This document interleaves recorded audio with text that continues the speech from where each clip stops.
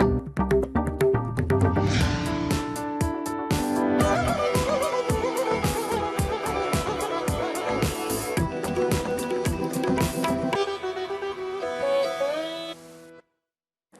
कठिन है। यह कठिन इसलिए है कि हम अपनी क्षमताओं को पहचानते ही नहीं, अपने आप से रूबरू नहीं होते, लक्ष्य की तलाश और तैयारी दोनों ही अधूरेपन से करते हैं। और इसी वजह से जीने की हर दिशा में हम औरों के मोहताज बनते हैं, औरों का हाथ थामते हैं, उनके पदचिन्ह खोजते हैं।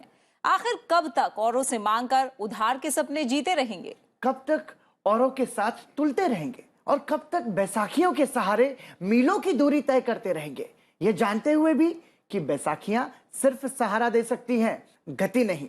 मनुष्य जीवन में तभी ऊंचा उठता है जब उसे स्वयं पर भरोसा हो जाए कि मैं स्वयं अनंत शक्ति संपन्न हूं, ऊर्जा का केंद्र हूं। बिल्कुल, वरना जीवन में आधा दुख तो हम इसलिए उठाते फिरते हैं कि हम समझ ही नहीं पाते कि सच में हम क्या हैं। इसलिए जिंदगी कठिन है, हमें जिंदगी को कठिन मानते हुए ही जीना चाहिए और बिना समय, भाग्य, परिस्थिति, अवसर, व्यक्ति की प्रतीक्षा किए इस कठिन जीवन के संग्राम में कुछ कर सकने के हौसले के साथ जीतने के लिए आगे बढ़ना चाहिए। हेलो इंडिया, मैं हूं प्रीति। हेलो इंडिया, मैं हूं पराक्रम।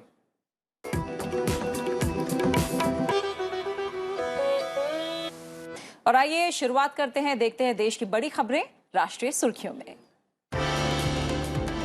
प्रधानमंत्री नरेंद्र मोदी ने केरल के मुख्यमंत्री पिनराई विजयन से बात की। उन्होंने राज्य में भारी बारिश और भूस्खलन के कारण पैदा हुई स्थिति पर चर्चा की। प्रधानमंत्री ने केरल में भारी बारिश और भूस्खलन से हुई लोगों की मौत पर गहरा दुख व्यक्त किया। प्रधानमंत्री ने एक ट्वीट में कहा कि बारिश और भूस्खलन के कारण केरल में कई लोगों की जान गई है, जो बहुत दुखद है। उन्होंने पीड़ित परिवारों के प्रति संवेदना व्यक्त की। गृह मंत्रालय केरल के कुछ हिस्सों में मूसलाधार वर्षा और बाढ़ की स्थिति पर लगातार नजर रखे हुए है। एक ट्वीट में गृह मंत्री अमित शाह ने कहा कि केंद्र सरकार जरूरतमंद लोगों की मदद के लिए हर संभव सहायता देगी। उन्होंने बताया कि राज्य में बचाव कार्यों के लिए राष्ट्रीय आपदा मोचन बल की टीमें पहले ही भेजी जा चुकी हैं। उपराष्ट्रपति एम वेंकैया नायडू ने पर्यावरण की रक्षा के लिए आह्वान किया एक जन आंदोलन का। उन्होंने लोगों से विभिन्न संरक्षण कार्यों में स्वेच्छा से भाग लेने का आग्रह किया। उपराष्ट्रपति पल्ला वेंकन्ना की जीवन कहानी पर आधारित पुस्तक नर्सरी राज्यनी की राराजू के विमोचन के अवसर पर संबोधित कर रहे थे। पल्लान वेंकन्ना को आंध्र प्रदेश के कदियाम गांव को पौध नर्सरी के लोकप्रिय केंद्र में बदलने का श्रेय दिया जाता है। नौसेना के शीर्ष कमांडरों का आज द्विवार्षिक सम्मेलन होगा, जिसमें सेना की रणनीतिक तैयारियों और भविष्य की नीतियों पर विचार विमर्श किया जाएगा। रक्षा मंत्री Rajnath Singh, chief of defence staff general Bipin Rawat और नौसेना के चीफ एडमिरल करमबीर सिंह नौसेना के कमांडरों को संबोधित करेंगे। इसके अलावा थल सेना और वायुसेना के प्रमुख अधिकारी भी बैठक में हिस्सा लेंगे। इसमें तीनों सेनाओं के बीच तालमेल बनाने पर चर्चा होगी। राष्ट्रव्यापी कोविड टीकाकरण अभियान के अंतर्गत देश भर में अब तक 97 करोड़ 65 लाख से अधिक कोविड रोधी टीके लगाए जा चुके हैं। देश में इस समय 1,95,846 रोगियों का इलाज चल रहा है, जो 220 दिन में सबसे कम है। स्वस्थ होने की दर 98.1% हो गई है। 24 घंटों में 19,700 से ज्यादा मरीज स्वस्थ हुए हैं। अब तक 3 करोड़ 34 लाख से अधिक लोग संक्रमण से ठीक हो चुके हैं। अब तक देश में 59 करोड़ से ज्यादा कोविड टेस्ट किए जा चुके हैं।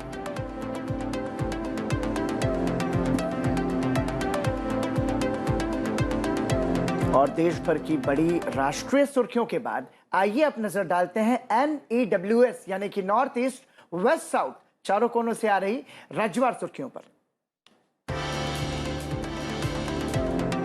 जम्मू कश्मीर में सुरक्षा बलों के एंटी टेरर ऑपरेशन से बौखलाए आतंकियों ने कश्मीर के कुलगाम जिले में बिहार के 2 मजदूरों की घर में घुसकर हत्या कर दी। इसकी जिम्मेदारी यूनाइटेड लिबरेशन फ्रंट ने ली है। बीते दिनों कश्मीर में 5 गैर स्थानीय लोगों की हत्या की गई है। मौसम विभाग ने उत्तराखंड में 19 अक्टूबर तक राज्य के अलग अलग स्थानों पर तेज और बारिश होने का अनुमान व्यक्त किया है। राज्य में तेज बारिश की आशंका को देखते हुए सरकारी और निजी स्कूलों में अवकाश की घोषणा की गई है। मुख्यमंत्री पुष्कर सिंह धामी ने आश्वस्त किया कि किसी भी आपात स्थिति से निपटने के लिए पर्याप्त इंतजाम किए गए हैं। केंद्रीय अल्पसंख्यक मामलों के मंत्री मुख्तार अब्बास नकवी ने कहा है कि हर जरूरतमंद व्यक्ति के जीवन में समृद्धि और उसकी आंखों में खुशी ही मोदी मिशन है। उन्होंने कहा कि पिछले 7 साल के दौरान सरकार का ध्यान सुशासन और बिना किसी तुष्टीकरण के गरीबों और वंचित वर्गों का समग्र विकास और सशक्तिकरण पर केंद्रित रहा है। केंद्रीय मंत्री मुख्तार अब्बास नकवी ने उत्तर प्रदेश के रामपुर में महात्मा गांधी स्टेडियम में वरिष्ठ नागरिकों और दिव्यांगजनों को निःशुल्क चिकित्सा उपकरण का वितरण करते हुए ये बात कही। मणिपुर के मुख्यमंत्री एन बीरेन सिंह ने अंडमान और निकोबार द्वीप समूह के कालापानी के माउंट हैरियट का पुनः नामकरण करके माउंट मणिपुर करने पर प्रधानमंत्री नरेंद्र मोदी, गृह मंत्री अमित शाह और अन्य केंद्रीय नेताओं की प्रशंसा की। उन्होंने आभार व्यक्त जताया और कहा कि यह वास्तव में मणिपुर के लोगों के लिए गर्व का क्षण है। प्रधानमंत्री नरेंद्र मोदी के नेतृत्व में केंद्र सरकार इस राज्य पर विशेष ध्यान दे रही है। उत्तर प्रदेश विधानसभा विशेष रूप से बुलाए गए 1 दिवसीय सत्र में आज अपना उपाध्यक्ष चुनेगी। इस पद के लिए बीजेपी नेता नितिन अग्रवाल और समाजवादी पार्टी के उम्मीदवार नरेंद्र सिंह आमने सामने हैं।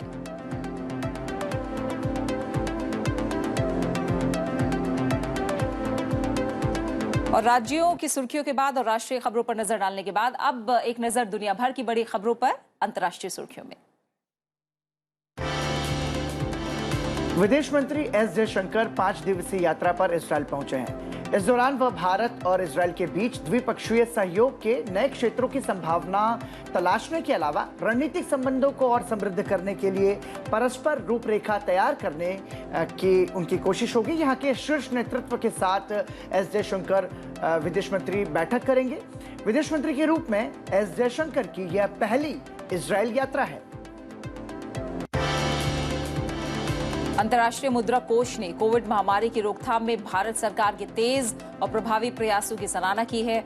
मुद्रा कोष ने कहा है कि भारत सरकार ने संवेदनशील समूहों के लिए विशेष प्रयास, मौद्रिक नीति की सहूलियत और नकदी उपलब्ध कराने के प्रावधान, साथ ही समायोजित वित्तीय व्यवस्था और नियामक नीतियां और इसके लिए लगातार सुधार के प्रयास किए हैं। मुद्रा कोष ने कहा कि महामारी के बावजूद भारत ने श्रम सुधारों और निजीकरण की योजनाओं सहित बुनियादी ढांचागत सुधार जारी रखे। मुद्रा कोष ने यह भी कहा कि भारत महामारी से पहले के दशक में विश्व की सबसे तेज गति से विकसित हो रही अर्थव्यवस्थाओं में शामिल है और उसने लाखों लोगों को गरीबी से भी निजात दिलाई है।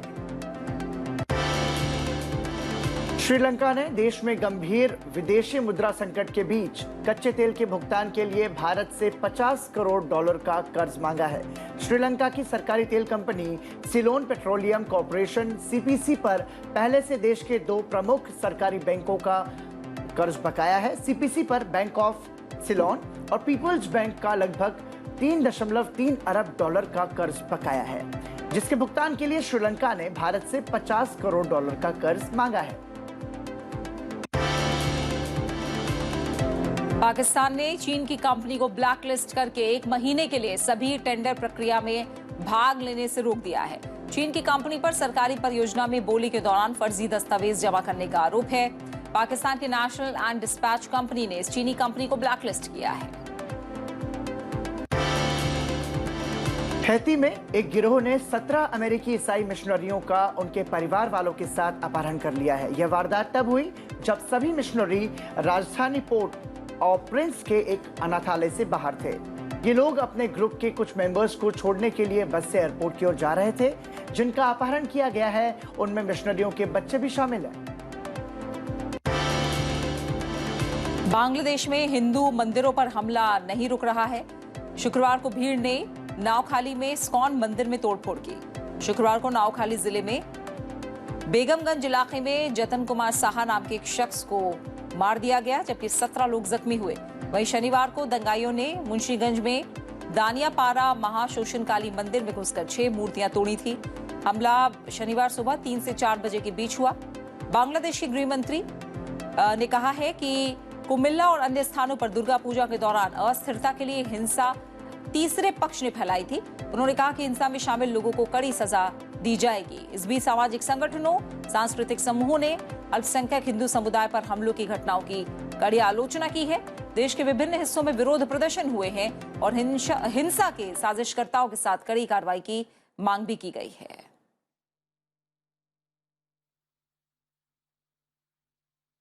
और इन तमाम बड़ी सुर्खियों के बाद प्रीति बात आज के दिन की, और दर्शकों को बता दें कि आज वर्ल्ड मेनोपॉज डे है। यह महिलाओं के जीवन की एक स्वाभाविक प्रक्रिया है।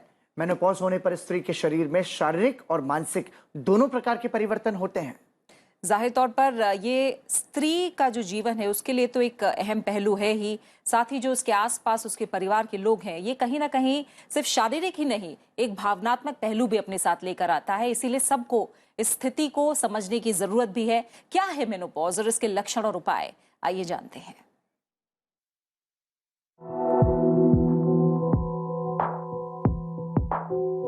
रजोनिवृत्ति यानी मेनोपॉज महिलाओं के जीवन की एक स्वाभाविक प्रक्रिया है। मेनोपॉज के लक्षण हर महिला में अलग अलग दिखाई देते हैं। आमतौर पर मेनोपॉज 45 से 55 साल के बीच की उम्र में होता है। मेनोपॉज होने पर स्त्री के शरीर में शारीरिक और मानसिक दोनों प्रकार के परिवर्तन होते हैं। मेनोपॉज वो पड़ाव है जिसमें एस्ट्रोजन और प्रोजेस्टेरोन हार्मोन का स्तर कम हो जाता है। महिलाओं में मेनोपॉज के प्रति जागरूकता पैदा करने और अच्छे स्वास्थ्य के प्रति सजग बनाने के मकसद से हर साल 18 अक्टूबर को वर्ल्ड मेनोपॉज डे मनाया जाता है। रजोनिवृत्ति के कई लक्षण हैं, जैसे नींद न आना, रात को बेचैनी होना और पसीना आना, शरीर के अलग अलग भागों में दर्द रहना, चिड़चिड़ापन और मन उदास रहना, चिंता, थकान, शारीरिक कमजोरी अधिक होना, पेट से संबंधित समस्या होना, पाचन शक्ति का कमजोर हो जाना, जी मिचलाना और उल्टियां आना और बालों का झड़ना आदि। हार्मोन में बदलाव और मूड स्विंग की वजह से सिर दर्द भी होने लगता है। रजोनिवृत्ति के बाद नियमित रूप से व्यायाम करें। इससे स्वास्थ्य ठीक रहने के साथ ही अच्छी नींद भी आएगी, अच्छा महसूस होगा और आप सेहतमंद रहेंगी। नियमित योग या प्राणायाम करें। कुछ महिलाओं में रजोनिवृत्ति के बाद हड्डियां भी कमजोर हो जाती हैं, इसलिए अपने आहार में दूध, दही और अंडे आदि को शामिल करें। रजोनिवृत्ति के दौरान डिप्रेशन, स्ट्रेस, अकेले रहने की आदत और अनिद्रा जैसी समस्याएं हो सकती हैं। ये समस्या होने पर डॉक्टर का परामर्श जरूर लें, क्योंकि रजोनिवृत्ति उम्र का एक पड़ाव है। इससे पूरी तरह से निजात पाना मुश्किल है। इसलिए जीवन शैली में बदलाव लाने से कई महिलाएं राहत महसूस कर पाती हैं। रजोनिवृत्ति महिलाओं के जीवन की एक स्वाभाविक प्रक्रिया है। ऐसे में पारिवारिक और सामाजिक सहयोग और सकारात्मक विचार से महिलाएं इस प्रक्रिया को आसानी से पार कर सकती हैं। महिलाएं जो सबका ख्याल रखती हैं और वो अपने आप को अपना ध्यान देने के लिए, मतलब एक तरीके से प्रीति मुझे लगता है कि वो फॉर ग्रांटेड ले लेती हैं खुद को, और इसलिए बहुत ज़रूरी है कि उसमें फैमिली का सपोर्ट सबसे ज़्यादा हो, क्योंकि उनसे ही घर है और उनसे ही परिवार है। और इसीलिए जो ये मेनोपॉज डे है, इस विषय पर ज़्यादा जागरूकता की भी ज़रूरत है, और इसीलिए ये खबर भी हमने आपको दिखाई। और जैसा हमने पहले भी कहा पराक्रम, कि इसमें परिवार के साथ की ज़रूरत है, क्योंकि ये जो पड़ाव है एक महिला के उम्र में आगे बढ़ने का, मेनोपॉज का, ये कहीं ना कहीं भावनात्मक समर्थन जरूर चाहता है। क्योंकि अजीब सा हो सकता है, कभी व्यवहार चिड़चिड़ा हो जाए, कभी पसीना ज्यादा आए, कभी थकान ज्यादा हो जाए, कभी डिप्रेशन हो जाए। तो ऐसे में सबके साथ की भी जरूरत है, उन्हें समझने की भी जरूरत है। बिल्कुल। आइए अब आगे बढ़ते हैं। और हम जानते हैं कि पराक्रम, आजकल जो बाल झड़ने की समस्या है वो बहुत ज्यादा आम हो गई है, और कोविड के बाद भी लोग हेयर फॉल की जो समस्या है, प्रॉब्लम है, उसका सामना कर रहे हैं। कई बार मौसम की वजह से ये समस्या होती है, कई बार पोषक तत्वों की कमी भी इसका बड़ा कारण हो सकती है। और प्रीति, ये समस्याएं महिलाओं के साथ साथ तो है ही, लेकिन बहुत सारे जो पुरुष हैं वो भी इस समस्या से परेशान हैं। मतलब 30 साल के बाद बहुत ज्यादा हेयर फॉल के केसेस, मतलब बहुत सारे दोस्तों को मैंने देखा है जो मेरे खुद के फ्रेंड्स हैं, और वो इस परेशानी से जूझ रहे हैं। तो हेयर फॉल के कारण क्या कुछ है, कैसे इस समस्या का समाधान हो सकता है, आइए जानते हैं हमारे एक्सपर्ट से। आज हम एक ऐसे विषय पे बात करेंगे जो कि बहुत ही चिंता का कारण बन चुका है आज के दिन, which is post covid hair fall. लोग बहुत परेशान हैं अपनी हेयर की क्वालिटी को लेके, थिनिंग ऑफ हेयर को लेके। तो आइए जानते हैं इसके कारण क्या है और क्या है इसका ट्रीटमेंट। कोविड के दौरान और कोविड के बाद देखा गया है लोगों ने अपनी डाइट पे ध्यान नहीं दिया है, जिस वजह से बहुत न्यूट्रिएंट्स की डेफिशिएंसी हो गई, जैसे vitamin D, vitamin B12, vitamin C, vitamin E, iron and proteins. दूसरा जो कारण है वो है स्ट्रेस। तो घबराने की ज़रूरत नहीं है। अब आपको मैं बताऊंगी इसका ट्रीटमेंट क्या है। तो बेस्ट ट्रीटमेंट जो है that is a healthy well balanced diet. आपको अपने न्यूट्रिएंट्स को फुलफिल करना है with a well balanced diet along with a good quality of protein.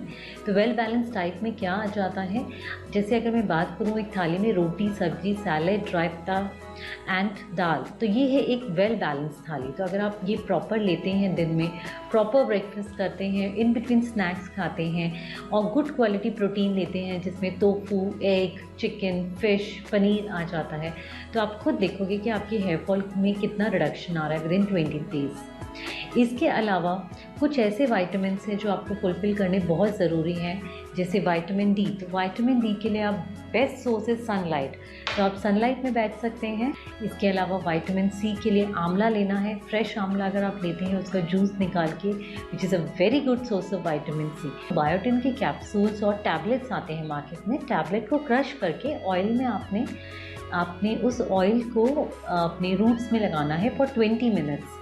Second जो कॉज था वो था स्ट्रेस। तो स्ट्रेस का जो ट्रीटमेंट है, बेस्ट ट्रीटमेंट जो है मैं कहूँगी वो है ब्रीदिंग टेक्निक्स। तो अगर आप अनुलोम विलोम करते हैं, kapalbhati, bhastrika for 15-20 minutes along with 15-20 minutes of meditation, तो आप अगर मेरी बताई हुई बातें करते हैं फॉलो अच्छे से, आप खुद देखेंगे 20 डेज़ के अंदर अंदर आपको हेयर की क्वालिटी में, हेयर फॉल में बहुत अच्छा इंप्रूवमेंट आएगा। नमस्कार।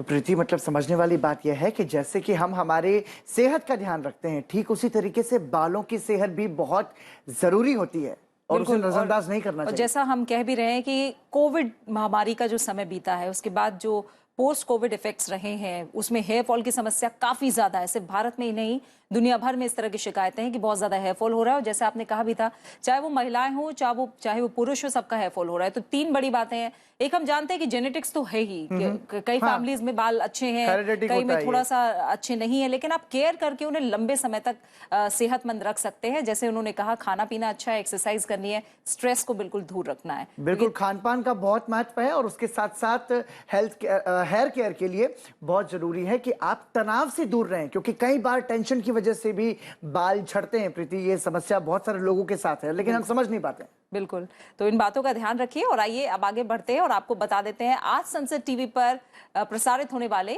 खास कार्यक्रमों के बारे में। हेलो इंडिया के बाद सुबह 9 बजे आप संसद टीवी पर देखिए कार्यक्रम प्रश्नकाल।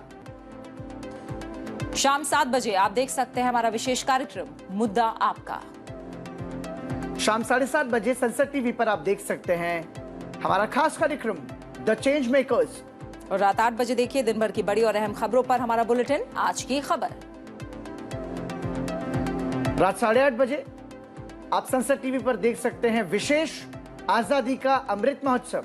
रात 9 बजे देखिए हमारा खास कार्यक्रम ट्रांसफॉर्मिंग इंडिया।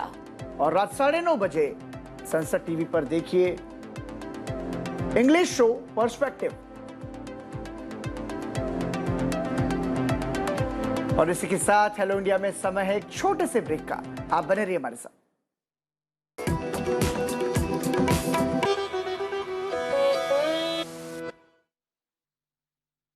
हमारा देश आजादी की 75वीं सालगिरह के तौर पर अमृत महोत्सव मना रहा है।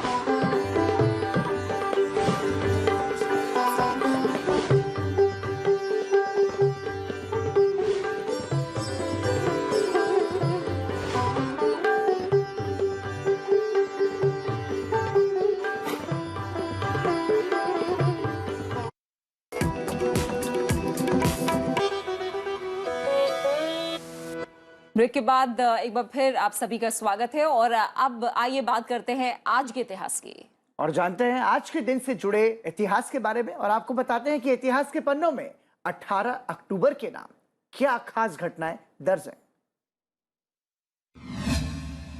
वर्ष 1878 में आज ही के दिन थॉमस अल्वा एडिसन ने बिजली के बल्ब का आविष्कार किया।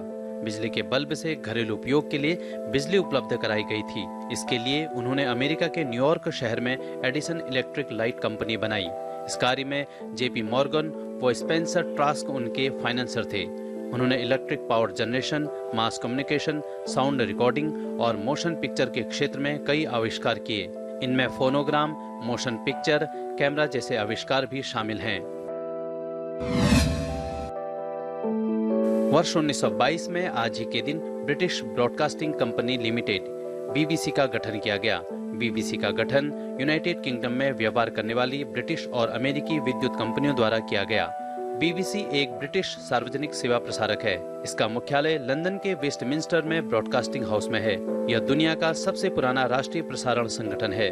बीबीसी कर्मचारियों की संख्या से दुनिया का सबसे बड़ा प्रसारण करता है। वर्ष 2006 में आज ही के दिन माइक्रोसॉफ्ट ने विंडोज एक्सपी के लिए विंडोज इंटरनेट एक्सप्लोरर 7 जारी किया, जो तब दुनिया के सबसे लोकप्रिय वेब ब्राउजर का नवीनतम संस्करण था। नए इंटरनेट एक्सप्लोरर 7 ब्राउजर में महत्वपूर्ण सुरक्षा संवर्धन है। इसमें ऐसी सुविधाएं हैं जो ग्राहकों को ऑनलाइन ब्राउजिंग, संचार और लेन देन करते समय उनकी व्यक्तिगत जानकारी को सुरक्षित रखने में मदद करती है। और इतिहास के पन्नों के बाद हम आगे बढ़ेंगे अपने खास सेगमेंट की तरफ। पराक्रम, हम कोशिश करते हैं कि अपने दर्शकों के लिए ज़्यादा से ज़्यादा जानकारी लेकर आए और करियर टॉक और फाइनेंस ज्ञान की बात हम लगातार करते हैं। और आज हमारा खास सेगमेंट है टेक क्लास। इन दिनों हर कोई दूसरा शख्स आपको बिटकॉइन और ब्लॉकचेन पर बात करता दिख जाएगा, लेकिन क्या हर दूसरे बोलने और सुनने वाले को ये पता है कि ब्लॉकचेन का मतलब क्या है? ये सबसे बड़ा सवाल है। क्यों पराक्रम? बिल्कुल प्रीति, और जो तकनीक जिस तरीके से बदल रही है बहुत तेजी के साथ में, तो हमें उसका जानकारी हम सभी के पास होनी चाहिए। क्या है ब्लॉकचेन तकनीक, कैसे काम करती है ये तकनीक, और नेटवर्किंग की दुनिया में क्या कुछ बदलाव ला सकती है? इसे समझने के लिए आइए चलते हैं हमारे सहयोगी अमृता चौरसिया के पास। क्या है ब्लॉकचेन? जिस तरह से हजारों लाखों कंप्यूटर्स को आपस में जोड़कर इंटरनेट का आविष्कार हुआ, ठीक उसी तरह से डेटा ब्लॉक्स यानी कि आंकड़ों की लंबी चेन को जोड़कर ब्लॉकचेन बनाया गया। ब्लॉकचेन में 3 अलग अलग तकनीक शामिल है, जिसमें इंटरनेट, पर्सनल की क्रिप्टोग्राफी और प्रोटोकॉल है। ब्लॉकचेन से बिटकॉइन और दूसरी क्रिप्टो करेंसी को ऑपरेट किया जाता है। सरल शब्दों में कहें तो ब्लॉकचेन एक डिजिटल सार्वजनिक बही खाता है जिसमें लेन देन का पूरा रिकॉर्ड दर्ज होता है। ब्लॉकचेन एक ऐसी तकनीक है जो सुरक्षित और आसानी से सुलभ नेटवर्क पर लेन देन का एक डेटाबेस तैयार करती है। इस वर्चुअल बही खाते में लेन देन के इस साझा रिकॉर्ड को नेटवर्क पर स्थित ब्लॉकचेन को यूज करने वाला कोई भी व्यक्ति देख सकता है। ये ब्लॉक एक दूसरे से इलेक्ट्रॉनिक रूप से आपस में जुड़े होते हैं और इन्हें इनक्रिप्शंस के जरिए सुरक्षित रखा जाता है। ब्लॉकचेन को हैक करना मुश्किल है, इसलिए साइबर अपराध और हैकिंग को रोकने के लिए यह तकनीक सुरक्षित मानी जा रही है। बैंकिंग सेक्टर में ब्लॉकचेन की टेक्नोलॉजी एक बड़ा बदलाव ला सकती है। इसके अलावा सरकार डाटा को एनकोड करके डिजिटल लेजर पर अपलोड कर सकती है। ब्लॉकचेन टेक्नोलॉजी का इस्तेमाल करके लैंड डील को भी सरल बनाया जा सकता है। अमेरिकी अखबार न्यूयॉर्क टाइम्स में प्रकाशित एक रिपोर्ट के अनुसार ब्लॉकचेन तकनीक पूरे विश्व के इकोसिस्टम को प्रभावित करने की क्षमता रखती है और विश्व के लगभग सभी बड़े केंद्रीय बैंक इसे लेकर शोध कर रहे हैं। तो ब्लॉकचेन को हमने आज समझा प्रीति, और वाकई में आर्टिफिशियल इंटेलिजेंस के युग में बहुत जरूरी है कि टेक्निकल नॉलेज का अपडेट हमारे पास में होना चाहिए। तो बिल्कुल जैसा बोला भी गया है कि ब्लॉकचेन जो है वो पूरी दुनिया में खासकर बैंकिंग को लेकर जो इकोसिस्टम है, ब्लॉकचेन उसे बदलने की ताकत रखती है और इसको लेकर तमाम शोध भी चल रहे हैं। लेकिन जैसा हम जानते हैं कि तमाम प्रॉज हैं तो कॉन्स भी हैं टेक्नोलॉजी के, तो ब्लॉकचेन को लेकर भी थोड़ी सहूलियत के साथ ही आगे बढ़ना होगा। और इसी के साथ आपकी सुबह को खूबसूरत बनाने के लिए हेलो इंडिया में हम जाते जाते आपको सुरीले संगीत के साथ छोड़कर जाते हैं। तो संगीत की धुन से आनंद बना रहता है, तो ये सुरीला आनंद आप भी लीजिए और सुनिए हमारे आज के कलाकार चेतन जोशी की बांसुरी की मधुर धुन। और मुझे और पराक्रम को दीजिए इजाजत। नमस्कार। नमस्कार।